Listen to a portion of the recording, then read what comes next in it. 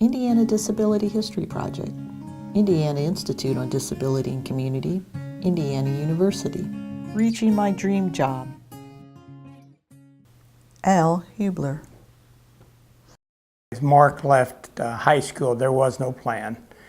He went to work for rock industry, and where he worked there about 4 years or 5 years. And then I bought a company and hired Mark as well as his brothers, and he worked for me for 5 years. Mark Hublar. I had many jobs. I think I started when I was working at Wagon Industries, and I think I was 21, I think. And that was like 5 years. And then my dad, I think that was when I worked for my dad. And it was manufacturing. It was a family business, what it was. And that's what I liked, because my family was there. But tell you what, I did not get any favoritism at all. Then I went to McDonald's on Torchtown Wall. I got the job on my own. He quit McDonald's to work with his grandfather, my wife's father, and kept him out of the nursing home. So he lived with him, and he did everything necessary to keep him in his own house. So after he passed away, then Mark got a job at Walmart that he worked 5 years as a greeter. And then after that, we decided to go in business together, and we had a consulting business in which we talked to companies about hiring people with disabilities, consulting project out of Ohio, and we also had a small business building bed foundations. Everything was going fine until I had a heart problem. So we had to sell the business, stop the consulting. And I never will forget, I told Mark, I said, Mark, you left Walmart, came to work for me. I said, you should never quit a job unless you've got one. And he said, I thought I had one with you, Dad. Nothing like a little pressure.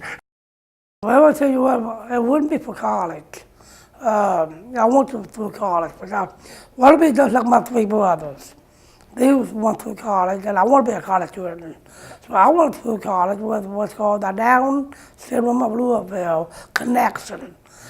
Well, he was active with the Down syndrome of Louisville, and they initiated a program where individuals with Down syndrome could go through a special program and interact with college students. And so we talked about it. Mark was obviously at that age. I guess he was 49 when, and that's pretty old, to go to college. But Mark wanted to go, and one of the reasons he wanted to go is he wanted to be a public speaker. And he had been speaking before, but it was for free. He said, well, if I go to college and I want to do two things, I want to speak, but I want to get paid for it. So he spent 3 years in college. My dream was more motivational speaker. Because I love to talk. I would never shut up. But that's my main goal. It's me talking full of everybody, millions of people.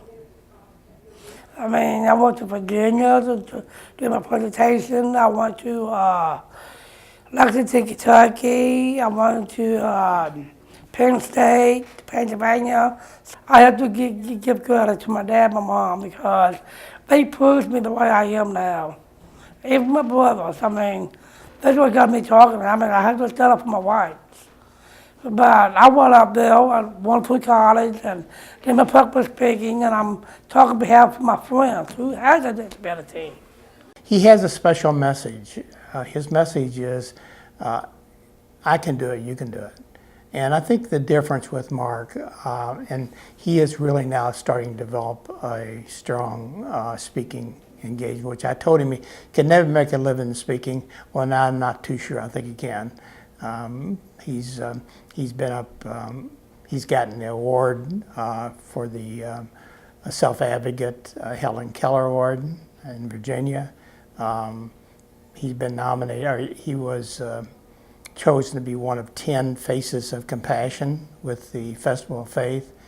And his latest venture is in Seattle, Washington, where he's going to lead the Buddy Walk. So although he doesn't have a strong web page and really a lot of promotion in that area, word of mouth has gotten out that he's staying quite busy now, actually, in speaking. So with Mark, I've learned never say, Mark, that you'll never be able to do that.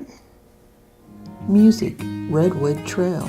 Produced by Indiana Institute on Disability and Community, Center for Health Equity. Funded in part by the Indiana Governor's Council for People with Disabilities. Copyright 2018, the Trustees of Indiana University.